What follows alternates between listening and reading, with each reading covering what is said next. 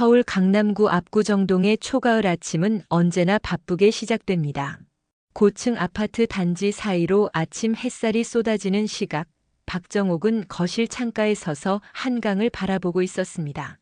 올해 68이 된 정옥에게 이 풍경은 35년간의 노동이 만들어낸 결실이었죠. 대학병원 영양과에서 35년 동안 일하며 모은 돈으로 이곳 42평짜리 아파트를 샀고 예금 통장에는 3억 원이 조금 넘는 돈이 있었습니다. 어머님 일어나셨어요? 뒤에서 들려온 목소리에 정옥이 고개를 돌렸습니다. 며느리 최나연이었습니다. 35살의 나연은 오늘도 어김없이 운동복 차림이었죠. 몸에 착 달라붙는 레깅스에 크롭 티셔츠, 그리고 한 손에는 스마트폰을 들고 있었습니다. 아침 일찍 운동 다녀왔구나. 네, 오늘 새벽 5시부터 필라테스 다녀왔어요. 어머님 아침 준비할게요. 오늘은 제가 특별히 만든 샐러드 드셔보세요. 나연은 웃으며 부엌으로 향했습니다. 정옥은 며느리의 뒷모습을 바라보며 작게 미소 지었죠. 3년 전 아들 이도현과 결혼한 나연은 처음부터 완벽한 며느리였습니다. 주말마다 시댁을 찾아와 집안 구석구석 청소를 했고 명절에는 차례상을 혼자서 다 준비했죠. 무엇보다 정옥의 건강을 누구보다 챙겼습니다. 부엌에서 나연의 목소리가 들려왔습니다. 어머님, 오늘 영상 찍어도 될까요? 제 구독자들이 어머님 건강 루틴 너무 궁금해 하시거든요. 그래, 그러렴. 정옥은 대수롭지 않게 대답했습니다. 나연은 인스타그램에 팔로워가 12만 명이 넘는 헬스 인플루언서였죠. 매일 아침 운동 영상을 올리고 건강식 레시피를 공유했습니다. 그리고 가끔씩 시어머니인 정옥을 영상에 등장시켰죠. 처음에는 낯설었지만 이제는 익숙해졌습니다. 식탁에 차려진 아침은 정말 근사했습니다. 퀴노아 샐러드, 아보카도 토스트, 그릭 요거트에 각종 베리류까지. 나연은 스마트폰을 세워두고 영상을 찍기 시작했죠. 여러분 안녕하세요. 오늘은 우리 시어머님과 함께 건강한 아침 먹방 해볼게요. 어머님 인사해주세요. 안녕하세요. 정옥이 어색하게 손을 흔들자 나연이 환하게 웃었습니다. 어머님은 올해 68세신데도 혈압이 120에서 80이시고 혈당도 완벽하세요. 비결이 뭐냐고요? 바로 제가 매일 챙겨드리는 건강식이죠. 나연의 말투는 자신감으로 가득했습니다. 카메라 앞에서의 그녀는 밝고 당당했죠. 하지만 카메라가 꺼지면 조금 달랐습니다. 미묘하게 달랐죠. 아침을 먹는 동안 나연은 계속해서 스마트폰을 들여다봤습니다.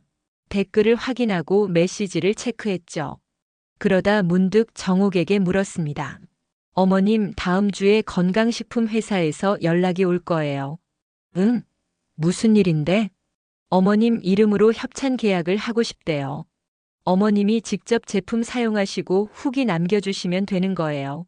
한 달에 500만 원 정도 받으실 수 있어요. 정옥은 숟가락을 내려놓았습니다. 그게 무슨 소리니? 내가 왜 그런 걸 해야 하는데? 어머님, 요즘 시니어 마케팅이 대세거든요. 어머님같이 건강하신 분이 모델이 되시면 회사도 좋고 어머님도 용돈 버시고 일석이조잖아요. 나연의 말에는 거부할 여지가 없었습니다. 이미 다 정해진 일처럼 이야기했죠. 정옥은 뭔가 이상하다는 느낌이 들었지만 며느리의 환한 미소를 보자 말을 삼켰습니다. 그날 오후 정옥의 동생 윤미정이 찾아왔습니다. 45살의 미정은 오랜 간호사 경력을 가진 사람이었죠. 언니의 아파트에 들어서자마자 미정은 뭔가 이상함을 감지했습니다. 언니, 집이 왜 이래? 거실에 카메라가 3대나 있네. 아, 그거? 나연이가 영상 찍는다고 설치해뒀대. 영상? 언니까지 인플루언서 하시게? 미정의 말에 정옥은 쓴웃음을 지었습니다. 뭐 그런 건 아니고 가끔 나오긴 하는데. 언니, 그거 조심해야 돼. 요즘 그런 거 동의 없이 찍어서 올리면 문제되는 거 알지? 에이, 며느리가 그럴 리 있겠니? 나연이는 착한 애야. 하지만 미정의 표정은 굳어 있었습니다. 간호사로 23년을 일하면서 수많은 환자 가족을 봐왔던 미정은 뭔가 느낌이 왔죠. 그 완벽해 보이는 며느리의 미소 뒤에 뭔가 숨겨진 게 있다는 느낌이었습니다. 저녁 무렵 아들 도현이 퇴근했습니다. 38살의 도현은 강남에 있는 정형외과 전문의였죠. 매일 수술과 진료로 바쁜 나날을 보냈습니다. 집에 들어서자마자 그는 소파에 쓰러지듯 앉았죠. 어머니, 저 왔어요. 오늘도 힘들었구나. 저녁은 먹었니? 병원에서 대충 먹었어요. 나연이는? 운동 갔어. 요즘 정말 열심히 하더라. 도현은 고개를 끄덕였습니다. 아내 나연과의 결혼 생활은 나쁘지 않았죠.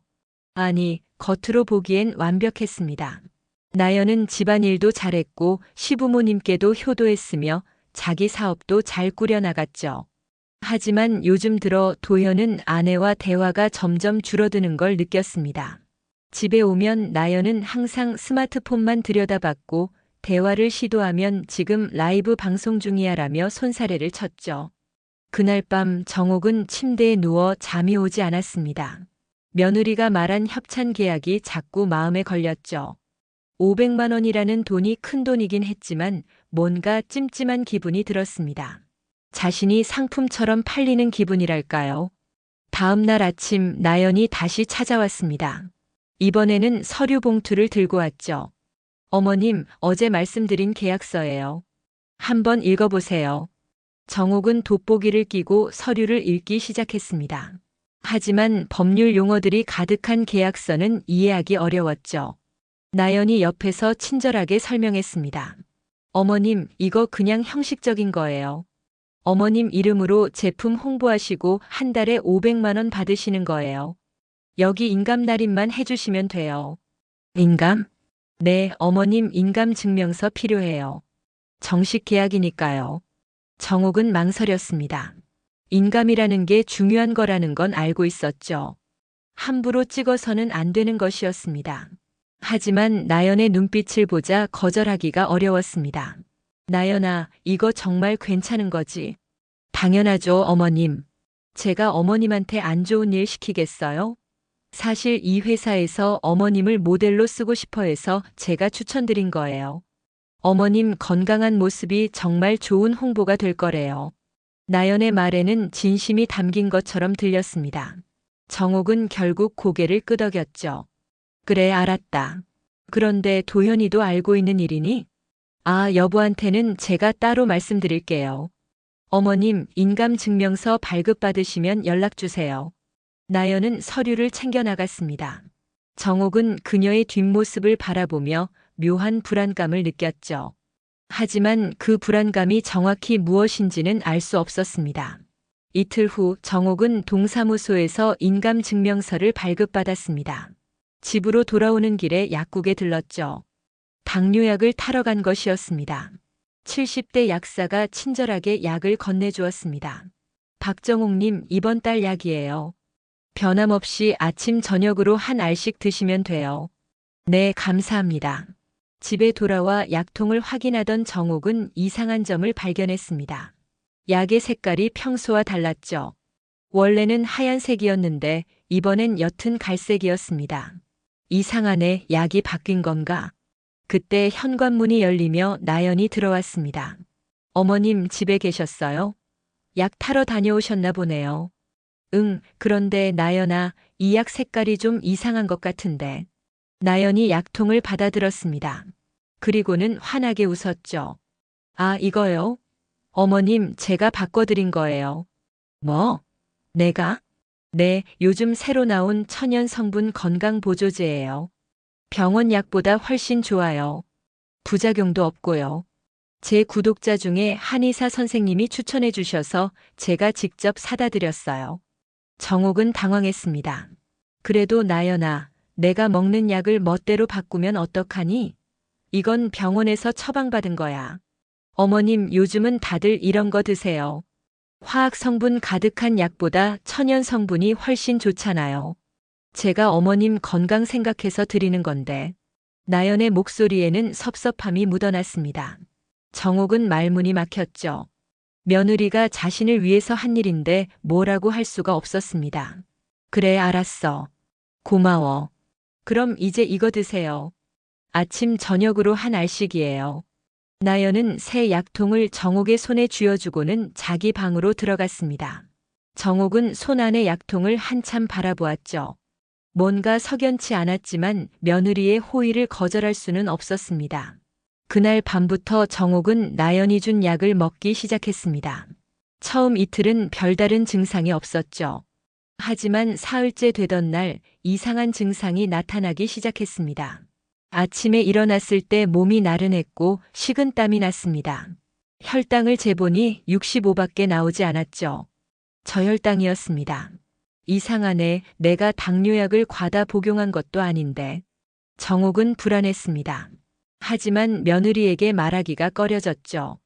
자신의 몸이 예민해진 건가 싶었습니다. 그 주 토요일 나연이 또다시 카메라를 들고 나타났습니다. 어머님, 오늘 어머님 건강 브이로그 찍을게요. 제 구독자들이 정말 궁금해 하시거든요. 나연아, 오늘은 좀 몸이 안 좋은데. 어머님, 딱 10분만요. 네, 제발요. 나연의 간곡한 부탁에 정옥은 거절할 수 없었습니다. 카메라 앞에 앉자 나연이 밝은 목소리로 촬영을 시작했죠. 여러분, 오늘은 우리 시어머님의 하루 건강 루틴을 보여드릴게요. 어머님, 요즘 드시고 계신 건강 보조제 어때요? 응, 좋은 것 같구나. 정옥의 대답은 힘이 없었습니다. 하지만 나연은 개의치 않고 계속 촬영했죠. 보세요, 여러분. 68세시지만 이렇게 건강하세요. 비결이 뭐냐고요? 바로 제가 추천드린 제품 덕분이죠. 나연은 카메라를 들고 정옥의 얼굴을 클로즈업했습니다. 그 순간 정옥은 깨달았죠. 자신이 지금 상품이 되고 있다는 걸, 며느리의 사업을 위한 소재가 되고 있다는 걸. 촬영이 끝나고 나연이 방으로 들어간 후 정옥은 거울 앞에 섰습니다. 거울 속 자신의 얼굴은 창백했고 눈가에는 주름이 더 깊어진 것 같았죠. 이 집에서 자신의 자리가 무엇인지, 며느리에게 자신이 어떤 존재인지 문득 의문이 들었습니다. 며느리의 미소는 여전히 환했지만 그 미소 뒤에 무엇이 숨어 있는지 정옥은 알 수 없었습니다. 아니, 알고 싶지 않았는지도 모릅니다. 가족이라는 이름 아래 벌어지고 있는 일들을 직면하기가 두려웠던 거죠. 밤이 깊어갔습니다. 정옥은 침대에 누워 천장을 바라보았습니다. 바뀐 약통, 카메라, 계약서, 인감증명서. 이 모든 것들이 퍼즐 조각처럼 머릿속을 맴돌았죠. 하지만 아직은 그 조각들이 어떤 그림을 만드는지 알 수 없었습니다. 다만 불안한 예감만이 가슴 한구석을 짓누르고 있었죠. 일요일 아침 정옥은 평소보다 일찍 잠에서 깼습니다. 새벽 5시였죠. 온몸이 축축하게 젖어 있었습니다.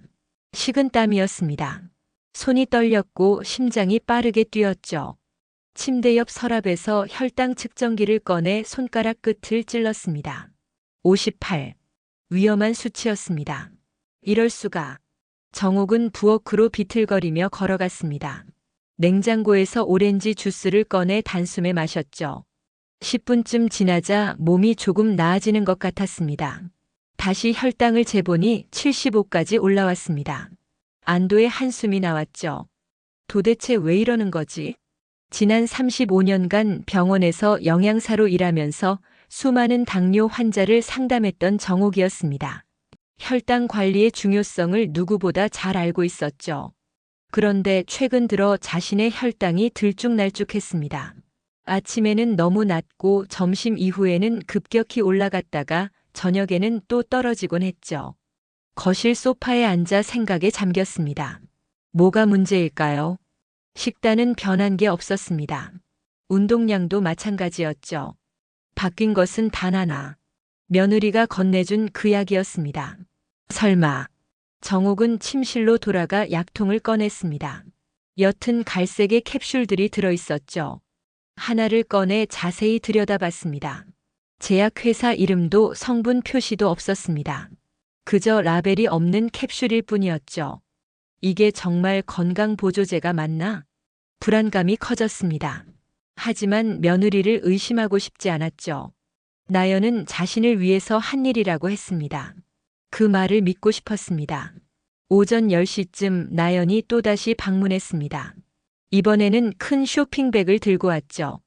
어머님 이거 봐요. 제가 새로운 건강식품 샘플 받아왔어요. 이것도 어머님이 먹어보시고 후기 좀 남겨주세요. 쇼핑백 안에는 각종 건강 보조제가 가득 들어 있었습니다. 유산균, 오메가3, 비타민 D, 콜라겐, 최소 10여 가지는 되어 보였죠. 나연아, 이걸 다 먹으라고. 네, 어머님. 각각 효능이 다르니까 다 드셔보세요. 그리고 제가 영상도 찍을게요.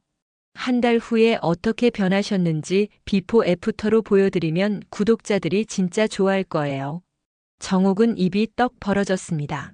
자신이 실험 대상이 된 것 같은 기분이었죠. 나연아, 나는 내 영상 만들기 위한 도구가 아니야. 순간 정옥의 입에서 나온 말이었습니다. 자신도 놀랐죠. 나연의 표정이 굳었습니다. 어머님 무슨 말씀이세요? 전 어머님 건강을 위해서 하는 건데. 건강을 위해서? 정말 그게 다니? 어머님 왜 이러세요? 제가 잘못한 게 있나요? 전 그냥 어머님 건강도 챙기고 제 일도 하려는 건데 왜 이렇게 오해하세요? 나연의 목소리가 떨렸습니다. 눈가가 붉어졌죠. 곧 눈물이 흘러내렸습니다. 정옥은 당황했습니다. 아니, 나연아, 내가 그런 뜻이 아니라. 어머님이 절 어떻게 생각하시는지 알겠어요. 전 그냥 돈만 밝히는 며느리인 거죠? 어머님을 이용만 하는? 나연아, 진정해. 내가 말을 잘못했어. 결국 정옥이 사과했습니다. 나연은 눈물을 닦으며 방으로 들어갔죠. 정옥은 거실에 혼자 남아 한숨을 내쉬었습니다. 뭔가 잘못 돌아가고 있다는 느낌이 더욱 선명해졌죠. 그날 오후 동생 미정에게 전화를 걸었습니다. 미정아, 나 좀 이상해. 언니, 무슨 일이야? 요즘 혈당이 자꾸 들쭉날쭉해. 저혈당이 오락가락하고. 그리고 나연이가 내 약을 바꿨어. 전화기 너머로 미정의 날카로운 목소리가 들렸습니다. 뭐? 약을 바꿨다고? 언니, 그거 위험한 거야. 당뇨약은 함부로 바꾸면 안 돼. 나도 알아. 근데 나연이가 천연 성분이라고 더 좋다고. 언니, 지금 당장 그 약 먹지 마. 내가 지금 갈게. 30분 후 미정이 도착했습니다. 정옥이 건넨 약통을 받아든 미정의 얼굴이 심각해졌죠. 언니, 이거 제조사 표시도 없잖아. 성분도 모르고. 이런 걸 어떻게 먹어? 나연이가 한의사 선생님한테 받았대. 한의사? 언니, 한의사가 당뇨약을 바꿔준다고. 그건 말이 안 돼. 당뇨는 내분 비내과 전문의가 관리하는 거야. 미정은 약통을 가방에 넣었습니다. 내가 이거 병원에 가져가서 성분 분석 좀 해볼게. 그동안 언니는 원래 먹던 약 다시 먹어. 근데 나연이한테 뭐라고 하지? 뭐라긴 사실대로 말하면 되지. 언니, 이건 언니 건강 문제야. 며느리 눈치 볼 일이 아니라고. 미정의 말이 옳았습니다. 하지만 정옥은 쉽게 결정을 내릴 수 없었죠. 가족 관계에 금이 갈까봐 두려웠습니다. 저녁이 되어 도현이 퇴근했습니다. 아내 나연과 어머니 정옥이 묘한 분위기로 식탁에 앉아 있는 것을 보고 도현은 눈치를 챘죠. 무슨 일 있어요? 아무 일도 없어. 정옥이 먼저 대답했습니다. 나연은 입술을 꾹 다문 채 고개를 숙이고 있었죠. 도현은 두 사람의 표정을 번갈아 보다가 작게 한숨을 쉬었습니다. 어머니, 나연아, 대체 무슨 일이에요? 말 안 하면 내가 어떻게 알아요? 침묵이 흘렀습니다. 결국 나연이 입을 열었죠. 여보, 어머님이 절 오해하시는 것 같아요. 오해? 무슨 오해? 제가 어머님 건강 챙겨드리고 영상도 찍고 그러잖아요. 근데 어머님은 제가 어머님을 이용만 한다고 생각하시는 것 같아요. 나연의 목소리에는 억울함이 묻어났습니다. 도현이 어머니를 바라봤죠. 어머니, 진짜 그렇게 생각하세요? 아니, 그게 아니라. 정옥은 말을 잇지 못했습니다. 뭐라고 설명해야 할지 막막했죠. 자신의 불안감을 어떻게 표현해야 할지 알 수 없었습니다. 어머니, 나연이가 얼마나 어머니한테 잘하는데요. 주말마다 오고 집안일도 다 하고 어머니 건강도 챙기고. 그런데 왜 이렇게 대하세요? 도현의 말에 정옥은 가슴이 답답했습니다. 아들은 며느리의 편만 들었죠. 중간자로서의 역할은 포기한 것 같았습니다. 도현아, 나는 그냥. 어머니, 나연이 마음 좀 이해해 주세요. 나연이도 어머니 위해서 하는 건데 왜 자꾸 그렇게 받아들이세요? 결국 정옥이 입을 다물었습니다. 더 이상 말해봐야 소용없다는 걸 알았죠. 아들은 자신의 말을 믿지 않았습니다. 그날 밤 정옥은 잠을 이룰 수 없었습니다. 머릿속이 복잡했죠. 며느리를 의심하고 있는 자신이 나쁜 사람처럼 느껴졌습니다. 하지만 동시에 뭔가 잘못되고 있다는 직감은 더욱 강해졌죠. 다음 날 월요일 정옥은 병원을 찾았습니다. 35년간 다니던 대학병원이었죠. 내분 비내과 주치의가 혈액 검사 결과를 보며 고개를 갸우뚱했습니다. 박정옥 환자분, 혈당 수치가 너무 불안정하네요. 저혈당과 고혈당이 반복되고 있어요. 약은 제대로 드시고 계신 거죠?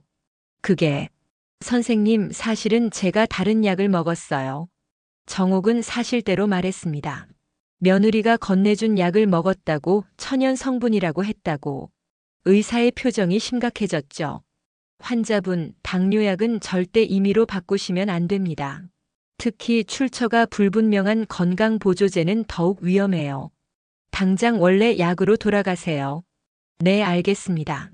그리고 며느리분께도 말씀 좀 해주세요. 이건 정말 위험한 일이에요. 병원을 나서며 정옥은 결심했습니다. 더 이상 며느리 눈치를 보지 않기로. 자신의 건강이 가장 중요하니까요. 집에 돌아오니 나연이 또 있었습니다. 이번에는 서류를 들고 있었죠. 어머님, 드디어 계약서 나왔어요. 여기 인감날인만 해주시면 돼요. 나연아, 그 전에 할 말이 있어.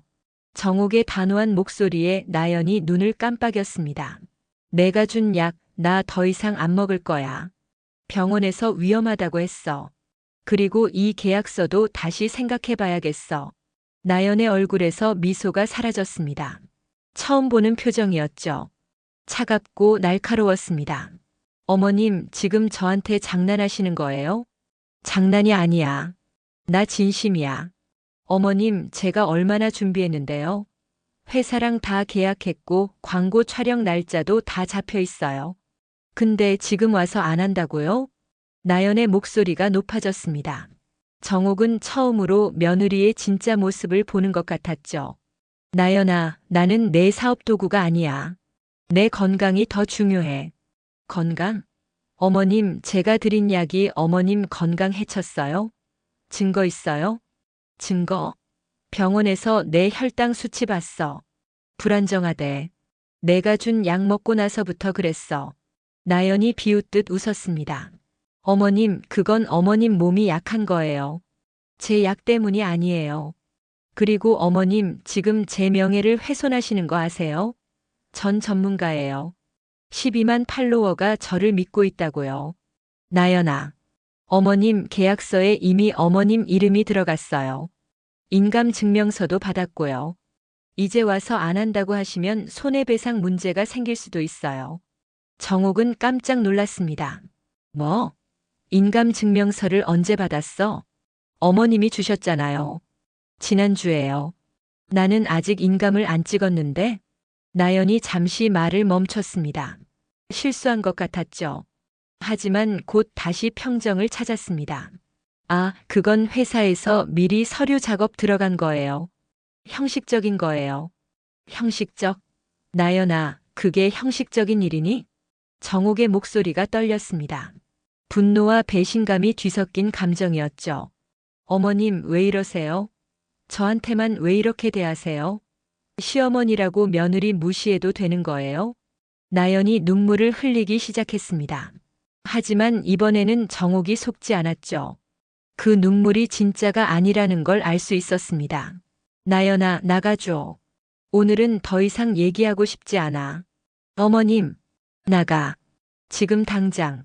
나연은 서류를 집어들고 현관으로 향했습니다. 문을 나서며 돌아보더니 차갑게 말했죠.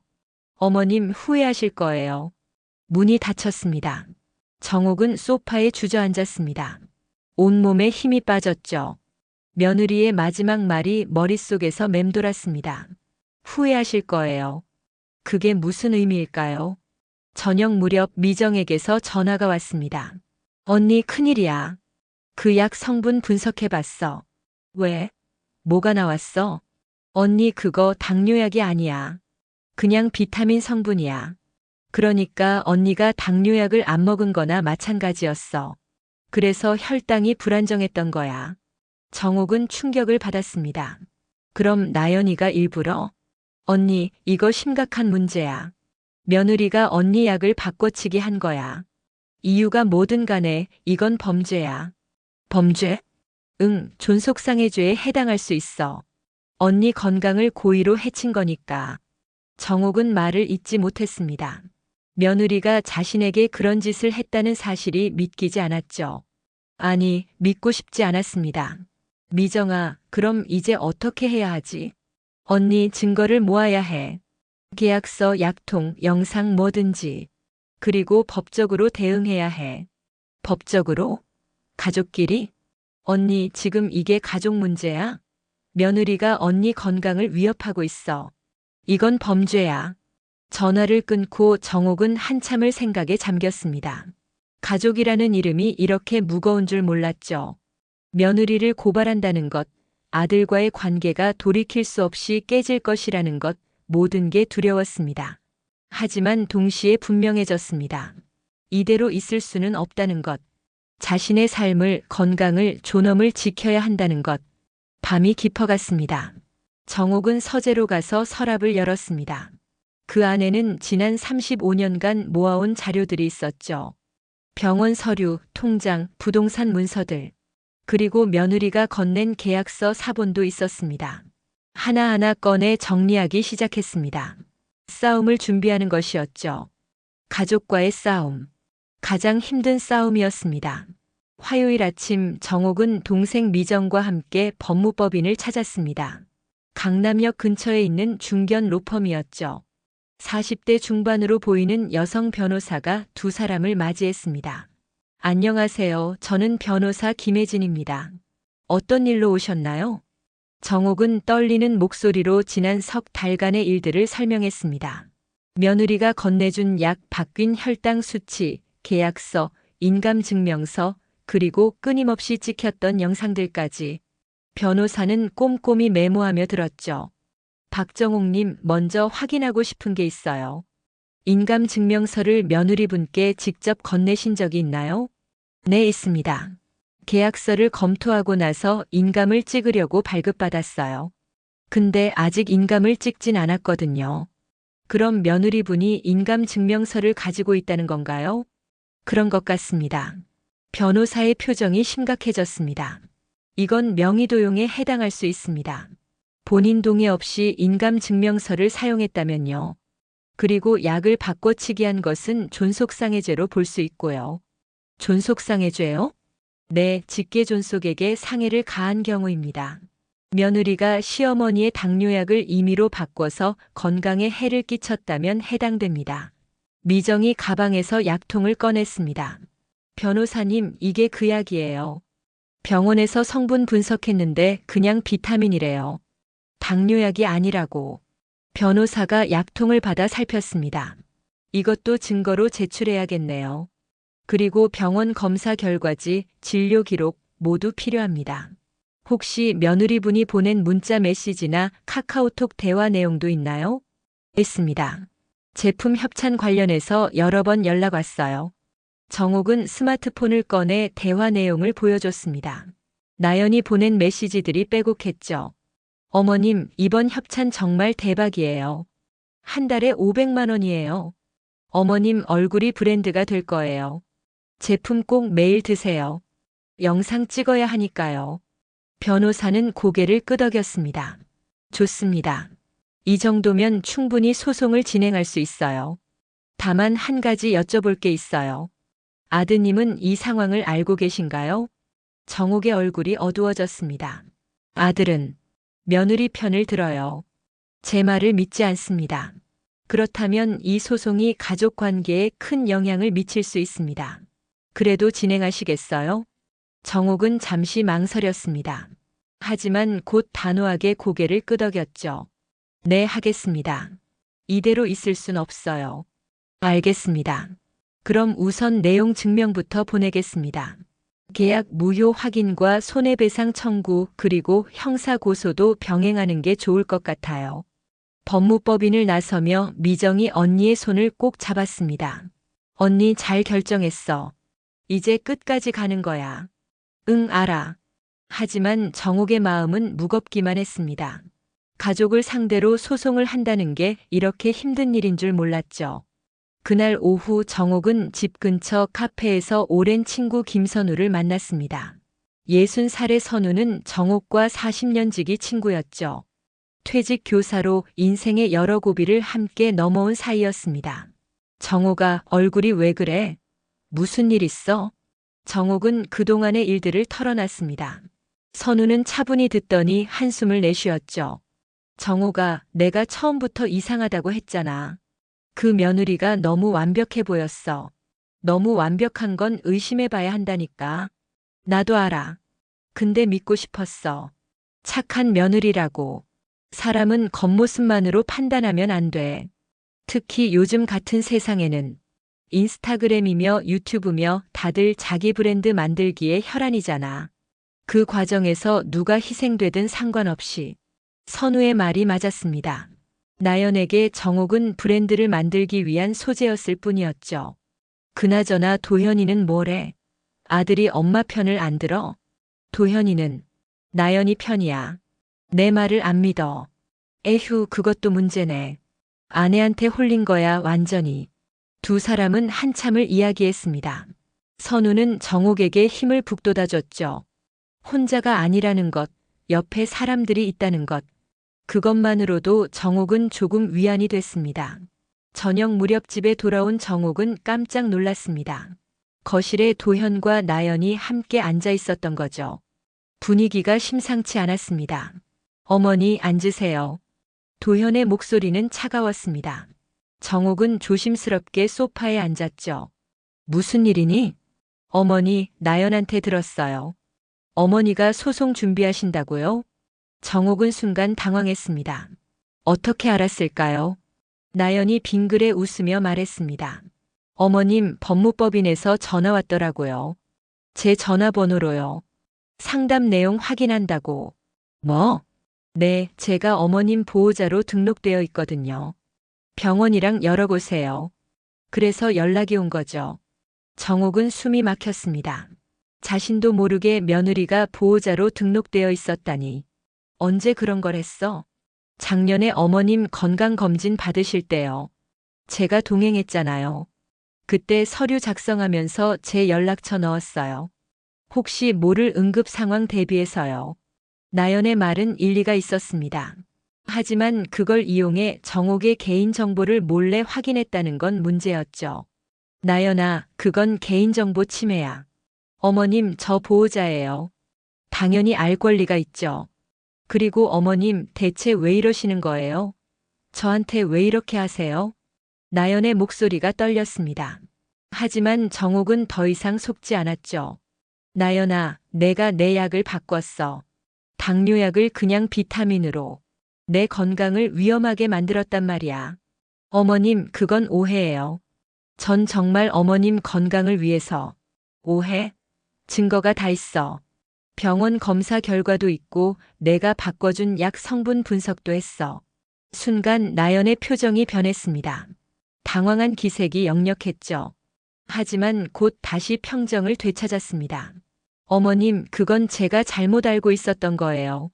한의사 선생님이 좋다고 해서 드린 건데 제가 확인을 제대로 못한 거죠. 죄송해요. 사과로 끝날 일이 아니야. 너 때문에 내 혈당이 엉망이 됐어. 저혈당으로 쓰러질 뻔했다고. 도현이 끼어들었습니다. 어머니, 나연이가 일부러 그런 건 아니잖아요. 실수한 거지. 실수? 도현아, 이게 실수로 보이니? 내 약을 몰래 바꾸고 내 이름으로 계약하고 인감증명서까지 가져간 게 다 실수야? 인감증명서는 어머니가 주셨잖아요. 인감을 찍으라고 준 게 아니야. 검토하라고 준 거지. 정옥의 목소리가 높아졌습니다. 도현은 미간을 찌푸렸죠. 어머니, 목소리 좀 낮추세요. 이웃들 다 듣겠어요. 이웃? 지금 그게 문제니? 내 아내가 나한테 한 짓이 문제지. 어머니, 나연이가 뭘 잘못했다고 그러세요? 나연이는 어머니 위해서 한 건데 왜 이렇게 몰아붙이세요? 정옥은 아들의 얼굴을 빤히 쳐다봤습니다. 저 눈빛에는 어머니를 향한 신뢰가 보이지 않았죠. 오직 아내를 보호하려는 마음만 가득했습니다. 도현아, 넌 정말 모르는 거니? 아니면 모르는 척하는 거니? 어머니, 무슨 말씀이세요? 내 아내가 나를 어떻게 생각하는지 넌 정말 몰라. 나연이 눈물을 흘리기 시작했습니다. 어머님, 전 정말 어머님을 사랑해요.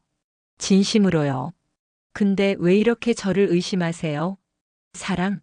사랑이라는 게 이런 거니? 사람을 상품으로 만들고 건강을 위협하는 게. 어머님, 나연이 소리쳤습니다. 처음으로 큰 목소리를 낸 거였죠. 어머님은 절 한 번도 며느리로 인정하신 적이 없어요.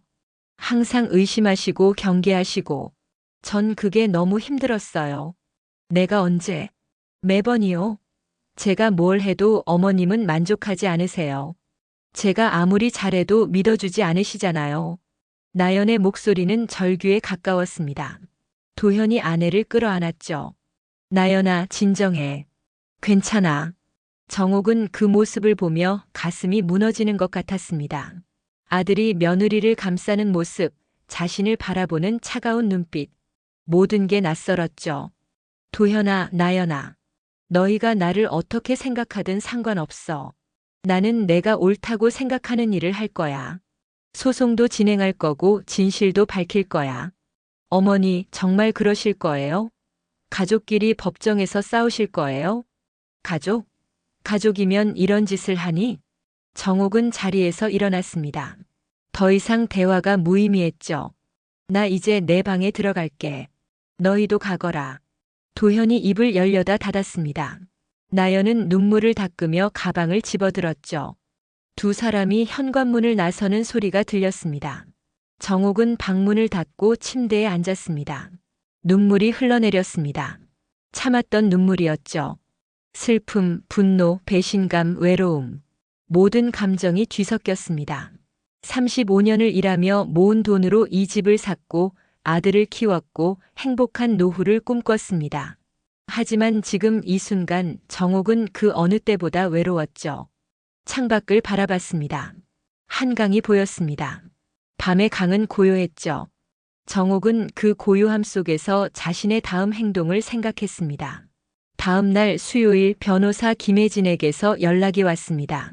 박정옥님, 내용 증명 발송했습니다. 며느리분이 3일 안에 답변해야 해요.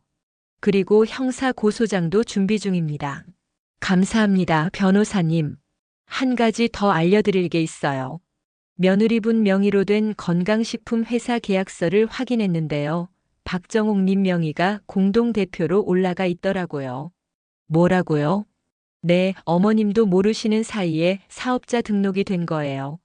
이것도 명의도용에 해당합니다. 정옥은 충격을 받았습니다. 자신도 모르는 사이에 사업자가 되어 있었다니. 그럼 이제 어떻게 되는 건가요? 우선 사업자 등록 취소 신청을 해야 하고요. 이것도 고소 사유에 추가됩니다. 며느리분이 상당히 치밀하게 준비한 것 같아요. 전화를 끊고 정옥은 한참을 멍하니 앉아 있었습니다. 며느리의 계획이 얼마나 철저했는지 이제야 알게 됐죠. 자신은 그저 이용당한 것뿐이었습니다. 목요일 저녁 도현에게서 전화가 왔습니다. 어머니, 나연이가 내용 증명 받았대요. 그래. 어머니, 정말 이러실 거예요? 아직 늦지 않았어요. 그냥 대화로 풀면 안 돼요? 도현아, 내 아내는 나를 이용했어. 내 이름으로 사업자 등록까지 했단다. 그래도 대화로 풀자고. 전화기 너머로 도현의 한숨소리가 들렸습니다. 어머니, 나연이가 그럴 리 없어요. 분명 오해가 있을 거예요. 오해가 아니야. 증거가 다 있어. 어머니, 제발 부탁이에요. 소송만은 취하해 주세요. 우리 가족 이렇게 망가지는 거 보고 싶지 않아요. 정옥은 눈을 감았습니다. 아들의 목소리에 담긴 절박함이 가슴을 찔렀죠. 하지만 물러설 수 없었습니다. 도현아, 미안해. 하지만 엄마는 끝까지 갈 거야. 어머니, 도현아, 나중에 알게 될 거야. 내 엄마가 왜 이랬는지. 그때 가서 후회하지 마라. 전화를 끊었습니다. 정옥은 창밖을 바라봤죠. 서울의 밤은 여전히 화려했습니다. 하지만 정옥의 마음은 어느 때보다 어두웠습니다. 금요일 아침 미정에게서 급한 전화가 왔습니다. 언니, 큰일 났어. 왜? 무슨 일이야? 나연이가 언니를 치매 환자로 만들려고 해. 방금 병원에서 연락 왔어. 나연이가 언니 이름으로 치매 검사 예약했대. 정옥은 온몸에 소름이 돋았습니다. 뭐? 언니, 이거 위험해. 만약 치매 진단서가 나오면 언니 법적 능력이 제한될 수도 있어. 소송도 못하고 재산 관리도 못하게 돼. 그럼 어떻게 해야 해? 당장 병원 가서 예약 취소해. 그리고 며느리가 더 이상 언니 의료정보 접근 못하게 막아야 해. 정옥은 서둘러 병원으로 향했습니다. 미정의 말대로 나연이 정옥의 이름으로 치매 검사를 예약해 놓은 상태였죠. 정옥은 즉시 예약을 취소하고 나연을 보호자 명단에서 삭제했습니다. 집으로 돌아오는 길 정옥은 깨달았습니다. 이건 단순한 가족 갈등이 아니라는 것을. 며느리는 자신을 완전히 무력화시키려 하고 있었던 거죠. 치매 환자로 만들어서 모든 재산과 권리를 빼앗으려는 계획이었습니다. 정옥은 결심을 굳혔습니다. 더 이상 물러서지 않기로, 끝까지 싸우기로.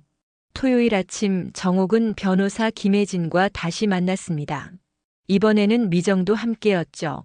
세 사람은 카페 구석 자리에 앉아 조용히 대화를 나눴습니다. 박정옥님, 며느리분이 치매 검사까지 예약했다는 건 상황이 심각하다는 뜻입니다. 이건 계획적인 범죄예요. 김혜진 변호사의 목소리는 단호했습니다. 변호사님, 그럼 이제 어떻게 해야 하나요? 우선 형사고소를 정식으로 진행해야 합니다. 존속상해죄, 명의도용, 사문서 위조, 그리고 사기죄까지 추가할 수 있을 것 같아요. 증거는 충분합니다. 미정이 가방에서 서류 봉투를 꺼냈습니다. 변호사님, 이것 좀 보세요. 나연이 인스타그램 게시물들 캡처한 거예요. 여기 보면 언니를 이용해서 협찬받은 제품들이 수십 개예요. 변호사가 서류를 넘기며 고개를 끄덕였습니다. 이것도 증거로 쓸 수 있겠네요. 며느리분이 시어머니를 상업적으로 이용했다는 증거가 되니까요. 정옥은 서류를 보며 씁쓸한 미소를 지었습니다. 며느리의 인스타그램에는 자신의 모습이 수없이 등장했죠. 우리 시어머니 건강 루틴, 68세의 건강 비결, 효부의 시어머니 케어 같은 문구들과 함께요. 댓글에는 칭찬이 가득했습니다. 나연님, 진짜 효부세요. 저도 이렇게 시어머니 모시고 싶어요. 시어머니분 정말 건강해 보이세요. 하지만 그 뒤에 숨겨진 진실을 아는 사람은 아무도 없었습니다. 정옥은 그저 콘텐츠였을 뿐이었죠. 변호사님, 소송하면 제가 이길 수 있을까요? 증거가 확실하니까 승소 가능성은 높습니다. 다만 시간이 걸릴 거예요. 형사재판은 최소 6개월에서 1년, 민사재판은 2년 정도 걸릴 수 있습니다. 그렇게 오래요? 네, 법적 절차가 복잡하거든요. 그리고 며느리분 측에서도 변호사를 선임하고 맞대응할 겁니다. 정옥은 한숨을 내쉬었습니다. 길고 험한 싸움이 될 것 같았죠. 그날 오후 예상치 못한 일이 벌어졌습니다. 아파트 현관 초인종이 울렸는데 경찰이었죠. 2명의 경찰관이 서 있었습니다. 박정옥님 맞으십니까? 네, 그런데요. 최나연 씨가 고소장을 제출했습니다. 명예훼손과 모욕죄로요. 조사받으러 나와주셔야 할 것 같습니다. 정옥은 깜짝 놀랐습니다. 오히려 나연이 먼저 고소를 한 거였죠. 제가요? 제가 무슨 명예훼손을 했다고요? 최나연 씨 측 주장으로는 박정옥님께서 주변 사람들에게 며느리가 시어머니를 학대한다는 허위 사실을 유포했다고 합니다. 그게 무슨... 그건 사실이에요. 사실 여부는 조사 과정에서 밝혀질 겁니다. 일단 출석 요구서 받으시고 다음 주 월요일까지 관할 경찰서로 나와주세요. 경찰이 돌아간 후 정옥은 주저앉고 말았습니다. 며느리가 한 수 위였던 거죠. 먼저 공격해서 방어하는 전략이었습니다. 급히 변호사에게 연락했습니다. 변호사님, 나연이가 저를 명예훼손으로 고소했대요. 예상했던 일입니다. 걱정하지 마세요. 오히려 잘 됐어요. 이제 양측 다 증거를 법정에 제출하게 되니까 진실이 더 빨리 드러날 겁니다. 하지만 저는 거짓말을 한 적이 없어요. 알아요. 그러니까 당당하게 조사받으시면 됩니다. 제가 동행하겠습니다. 월요일 정옥은 변호사와 함께 강남경찰서를 찾았습니다. 조사실에 들어서자 담당 형사가 정옥을 맞이했죠. 박정옥님 앉으세요. 최나연 씨가 제출한 고소장 내용 확인하셨죠? 네. 최나연 씨는 박정옥님께서 친구들과 이웃들에게 자신이 시어머니를 학대하고 재산을 빼앗으려 한다는 허위 사실을 퍼뜨렸다고 주장합니다. 이에 대해 어떻게 생각하십니까? 허위 사실이 아닙니다. 모두 사실입니다. 정옥은 차분하게 대답했습니다. 그리고 준비해온 증거들을 하나씩 꺼냈죠. 바뀐 약통, 병원 검사 결과지, 혈당 수치 기록, 나연과 주고받은 메시지, 사업자 등록증 사본, 인스타그램 게시물 캡처본까지. 형사는 서류들을 꼼꼼히 살펴봤습니다. 표정이 점점 심각해졌죠. 이 약통은 누가 바꿨다고 하셨죠? 며느리 최나연입니다. 제 당뇨약을 멋대로 건강보조제로 바꿨어요. 그 때문에 제 혈당이 위험할 정도로 불안정해졌고요. 그리고 이 사업자 등록증은요? 제 동의 없이 제 이름으로 등록한 겁니다. 저는 사업자가 된 줄도 몰랐어요. 형사는 고개를 끄덕이며 계속 서류를 검토했습니다. 30분 정도 지났을까요? 형사가 입을 열었죠. 박정옥님, 이건 단순한 명예훼손 사건이 아닌 것 같습니다. 오히려 며느리 측에 문제가 있어 보이는데요. 그렇죠? 제가 거짓말한 게 아니에요. 알겠습니다. 일단 이 사건은 조사를 확대해야 할 것 같습니다. 최나연 씨도 출석 요구하겠습니다. 경찰서를 나서며 정옥은 조금 안심이 됐습니다. 적어도 경찰은 자신의 말을 믿어준 것 같았죠. 화요일 저녁 도현에게서 전화가 왔습니다. 목소리가 떨리고 있었죠. 어머니, 나연이가 경찰 조사 받으러 갔대요. 알고 있어. 어머니, 이게 뭐 하는 짓이에요? 며느리를 경찰에 신고하다니. 도현아, 내 아내가 한 짓을 알고나 그러니? 무슨 짓이요? 나연이는 어머니를 위해서 한 건데. 정옥은 깊은 한숨을 내쉬었습니다. 도현아, 내 아내는 내 약을 바꿨어. 당뇨약 대신 비타민을 줬지. 그 때문에 내가 얼마나 위험했는지 아니? 그건 나연이가 잘못 알고 한 거잖아요. 잘못? 그럼 내 이름으로 사업자 등록한 것도 잘못이니? 내 동의도 없이? 전화기 너머로 침묵이 흘렀습니다. 도현은 대답하지 못했죠. 도현아, 넌 의사야. 환자의 약을 함부로 바꾸는 게 얼마나 위험한지 누구보다 잘 알잖니. 그런데 왜 내 아내가 내 엄마한테 한 짓은 봐주려고 하니? 어머니. 도현아, 나는 내가 진실을 직시했으면 좋겠어. 내 아내가 어떤 사람인지 제대로 봤으면 좋겠어. 전화를 끊었습니다. 정옥은 창밖을 바라봤죠. 아들과의 관계가 점점 멀어지는 게 느껴졌습니다. 하지만 어쩔 수 없었습니다. 진실을 밝히는 게 더 중요했으니까요. 수요일 오전 나연에게서 문자가 왔습니다. 어머님 만나서 얘기 좀 해요. 제발요. 정옥은 망설였습니다. 하지만 며느리의 얼굴을 한 번 더 보고 싶었죠.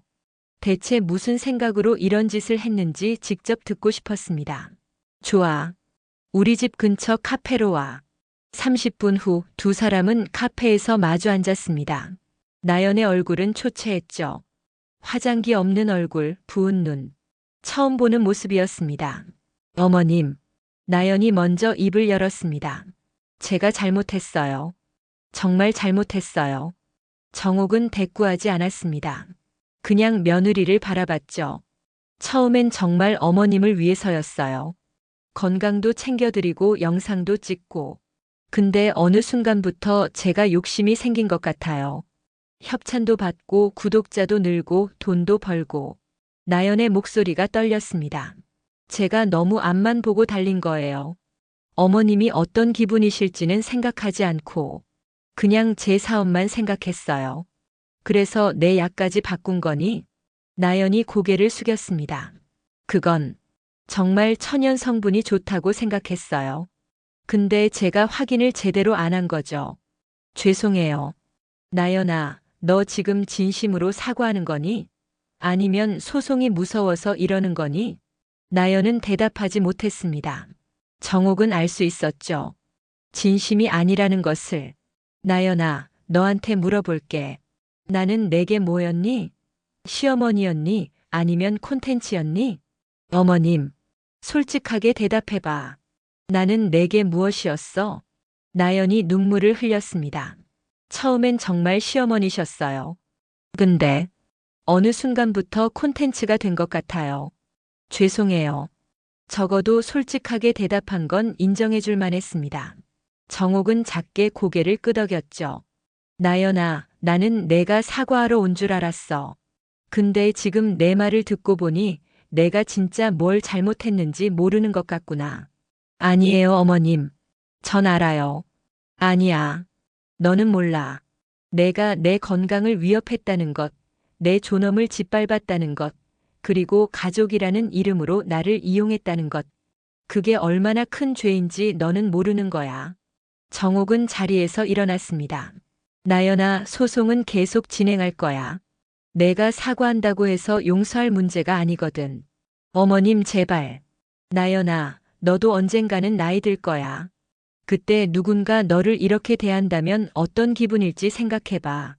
정옥은 카페를 나섰습니다. 뒤에서 나연이 우는 소리가 들렸지만 돌아보지 않았죠. 석 달이 흘렀습니다. 그동안 많은 일이 있었죠. 검찰 조사, 법원 출석, 증인 신문. 길고 지루한 과정이었습니다. 하지만 정옥은 포기하지 않았죠. 재판은 총 5번 열렸습니다. 매번 정옥은 변호사와 함께 법정에 섰고 나연도 자신의 변호사와 함께 나왔습니다. 도현은 나연 편에 서서 증인으로 출석했죠. 아들이 법정에서 며느리 편을 드는 모습을 보며 정옥은 가슴이 찢어지는 것 같았습니다. 하지만 증거는 명확했습니다.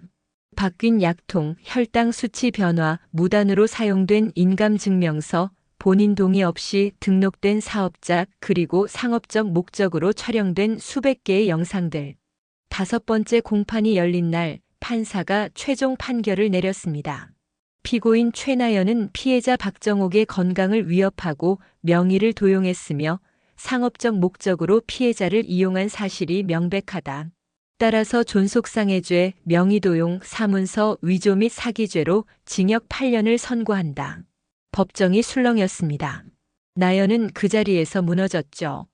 도현이 아내를 부축했지만 나연은 일어서지 못했습니다. 정옥은 판사의 말을 듣고도 특별한 감정이 들지 않았습니다. 승리한 것 같지도 후련한 것 같지도 않았죠. 그저 텅 빈 기분이었습니다. 법정을 나서는데 도현이 다가왔습니다. 어머니, 만족하세요? 이제 아내가 감옥에 가는데? 도현아, 어머니 때문에 우리 가족이 완전히 망가졌어요. 행복하시겠어요? 도현의 목소리는 원망으로 가득했습니다. 정옥은 아들을 똑바로 쳐다봤죠. 도현아, 우리 가족을 망가뜨린 건 나연이야. 내가 아니야. 내가 그걸 이해하는 날이 오길 바란다. 전 평생 이해 못할 거예요. 도현은 돌아서서 나연에게로 갔습니다. 정옥은 아들의 뒷모습을 바라보며 눈물을 흘렸죠. 가족이라는 이름으로 시작된 이 싸움은 결국 가족을 잃는 것으로 끝났습니다. 1년이 지났습니다. 정옥은 압구정 아파트를 정리하고 작은 투룸으로 이사했죠. 큰 집은 더 이상 필요하지 않았습니다. 혼자 살기엔 너무 컸고 무엇보다 그 집에는 아픈 기억들이 너무 많았으니까요. 요즘 정옥은 구로구에 있는 노인복지관에서 봉사활동을 하고 있습니다. 매주 화요일과 목요일 독거노인들을 위한 건강식 상담을 해주죠. 35년간 병원에서 쌓은 영양사 경력을 이렇게 쓰니 보람찼습니다. 어느 목요일 오후 상담을 마치고 복지관 앞 벤치에 앉아 있는데 한 통의 편지가 배달됐습니다. 교도소에서 온 편지였죠. 발신인은 최나연이었습니다. 정옥은 한참을 망설이다 편지를 뜯었습니다. 어머님께 저는 지금 여기서 매일 반성하고 있습니다. 제가 얼마나 큰 잘못을 저질렀는지 이제야 깨닫고 있어요. 어머님을 한 사람으로 존중하지 않고 그저 제 성공의 도구로만 생각했던 것, 어머님의 건강보다 제 사업이 더 중요했던 것 모두 제 죄입니다. 교도소에서 많은 분들을 만났습니다. 그분들 이야기를 들으며 저 자신을 돌아보게 됐어요. 저처럼 욕심 때문에, 돈 때문에, 명예 때문에 소중한 것들을 잃은 사람들이 많더라고요. 어머님 용서해달라는 말은 하지 않겠습니다. 그럴 자격이 없으니까요. 다만 어머님께서 건강하시길, 행복하시길 바랍니다. 그리고 언젠가 제가 이곳에서 나가면 진짜 사람답게 살겠습니다. 어머님, 이제 진짜 건강해지세요. 몸의 건강이 아니라 마음의 건강 말이에요. 나연 올림. 정옥은 편지를 다 읽고 조용히 접었습니다. 눈물이 흘렀죠. 분노나 원망의 눈물이 아니었습니다. 그저 슬픔의 눈물이었습니다. 이렇게 될 필요가 없었는데 라는 아쉬움의 눈물이었죠. 저녁 무렵 정옥은 한강을 따라 걸었습니다. 예전에 살던 압구정에서 그리 멀지 않은 곳이었죠. 강을 바라보며 정옥은 생각했습니다. 지난 68년의 인생을 그리고 앞으로 살아갈 날들을. 핸드폰이 울렸습니다. 동생 미정이었죠. 언니 뭐해? 응, 한강 산책 중이야. 혼자? 내가 갈까? 아니야, 괜찮아.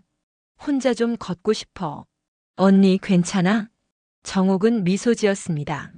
응, 괜찮아. 정말로. 그리고 정말로 괜찮았습니다. 물론 가슴 한구석은 여전히 아팠죠. 아들과의 관계, 며느리와의 악연, 깨진 가족, 모두 아픈 상처였습니다. 하지만 정옥은 알고 있었습니다. 자신이 옳은 일을 했다는 것, 자신의 존엄을 지켰다는 것, 그리고 이제 새로운 삶을 시작할 수 있다는 것. 강 건너편으로 해가 지고 있었습니다. 노을이 아름다웠죠. 정옥은 그 노을을 바라보며 깊게 숨을 들이마셨습니다. 공기가 달랐습니다. 이제야 내 공기 같았죠. 68년을 살면서 배운 게 있다면 건강은 몸이 아니라 마음의 진실에서 시작된다는 것이었습니다. 거짓으로 쌓은 관계는 언젠가 무너지지만 진실로 지킨 존엄은 영원하다는 것. 정옥은 천천히 걸음을 옮겼습니다. 집으로 돌아가는 길이었죠. 작지만 따뜻한 오롯이 자신만의 공간. 그곳에서 정옥은 새로운 하루를 준비할 것입니다. 과거의 아픔을 안고 하지만 미래의 희망을 품고. 한강의 밤은 고요했습니다. 그 고요함 속에서 정옥은 평화를 느꼈죠. 진짜 평화를. 누군가를 의심하지 않아도 되는, 누군가에게 이용당하지 않는, 오롯이 자신으로 존재할 수 있는 평화. 가족이라는 이름 아래 벌어진 배신과 싸움은 끝났습니다. 이제 정옥에게 남은 것은 자기 자신뿐이었죠. 하지만 그것으로 충분했습니다. 자기 자신을 지킨다는 것, 그것이 가장 중요한 일이니까요. 며느리의 미소 뒤에 숨겨진 계획은 모두 드러났고 바뀐 약통의 진실도 밝혀졌습니다. 정의는 승리했죠. 비록 그 대가가 가족의 해체였지만 정옥은 후회하지 않았습니다. 왜냐하면 알았으니까요. 진짜 가족은 혈연이 아니라 신뢰로 만들어진다는 것을. 그리고 그 신뢰가 깨졌을 때 가족이라는 이름은 더 이상 의미가 없다는 것을. 정옥은 집 앞에 도착했습니다. 작은 투룸의 현관문을 열며 중얼거렸죠. 이제 시작이야. 진짜 내 인생의 시작. 그리고 문을 닫았습니다. 과거와의 문을. 그리고 새로운 미래의 문을 열었습니다.